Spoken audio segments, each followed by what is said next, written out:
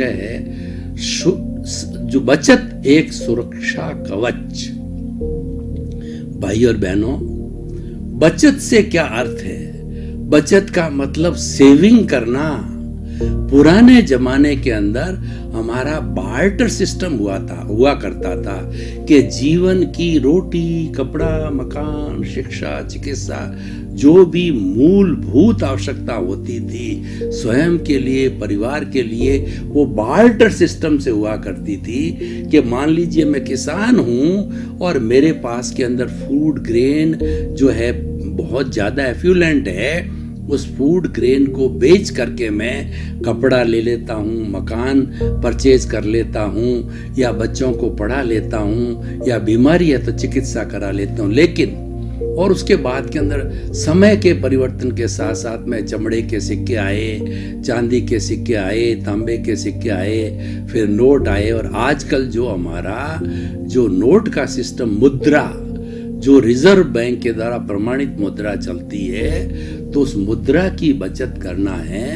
वह हमारा जो आज का बचत का विषय है। सुरक्षा कवच कैसे है? देखिए कि इस जीवन के अंदर सब समय एक सा नहीं होता है। आप व्यक्ति को देखिए, सुबह का मूड अलग होता है, दोपहर का मूड अलग होता है, शाम का मूड अलग होता है, और कभी धूप आती है, कभी छांव आती है, कभी रात्रि होती है, कभी दिन उगता है, और कभी ऋतुएं आती है, सर्दी आती है, गर्मी आती है, बरसात होती है। परिवर्तन संसार का नियम है। जो संचरण करता है वही संसार कहलाता है। हर क्षण हर वस्तु बदलती रहती है। पर आप देखिए कि हमारे पुराने जमाने के अंदर जो वर्ण व्यवस्था के अंतर्गत 4 आश्रम बनाए गए थे, 4 वर्ण थे। मैं पुरानी बात कर रहा हूं, लेकिन हम आर्यों की संतान हैं और हमारा कहीं न कहीं सिस्टम आज भी वैसा ही बना हुआ है।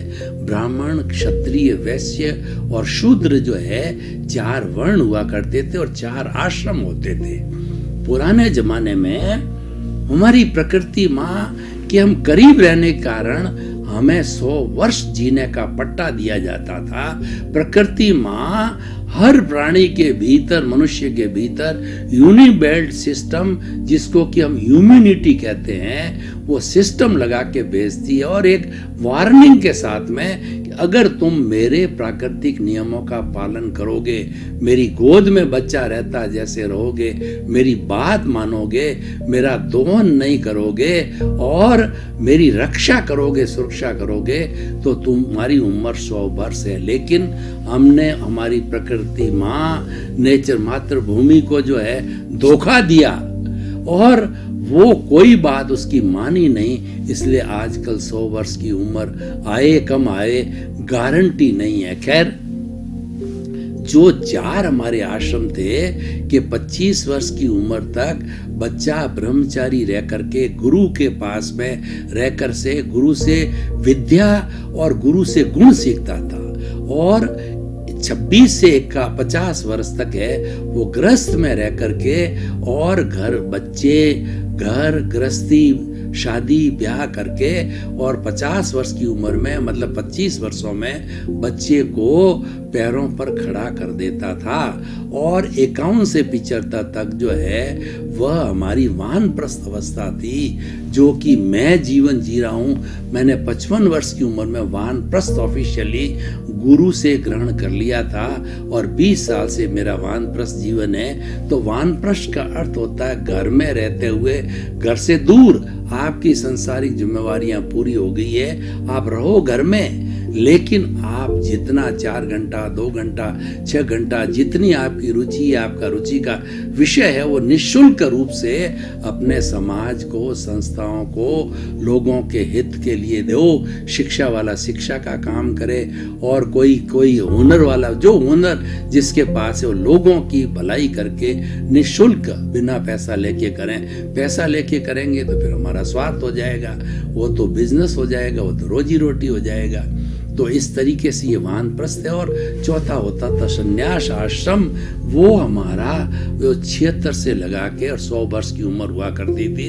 और वैसे संन्यास की कोई उम्र नहीं होती है, जब कभी वैराग आ जावे संन्यास ले लेना चाहिए। और हमारी कॉन्स्टिट्यूशन है जो 9 वर्ष की उम्र में धार्मिक स्वतंत्रता के अंतर्गत संन्यास लेने की इजाजत देता है। तो हम ये कहना चाह रहे हैं कि जो आज का हमारा विषय है कि बचत एक सुरक्षा कवच, जो खास तौर से जो हमारा ग्रस्त जीवन है वो तपोवन है, सबसे कठिन जीवन है इन चारों आश्रमों में ग्रस्त आश्रम है। क्योंकि ग्रस्त आश्रम के ऊपर चारों तरफ से व्यक्ति के ऊपर फोर्स पड़ता है, माता पिता का, दादा दादी का, अपने परिवार का, पत्नी का, इनकम करने का और कई जगह डोनेशन करने का और उनका भरण पोषण करने का, उनके पूरे परिवार के सभी सदस्यों का रोटी, कपड़ा, मकान, शिक्षा, चिकित्सा सबकी व्यवस्था करने का। यानी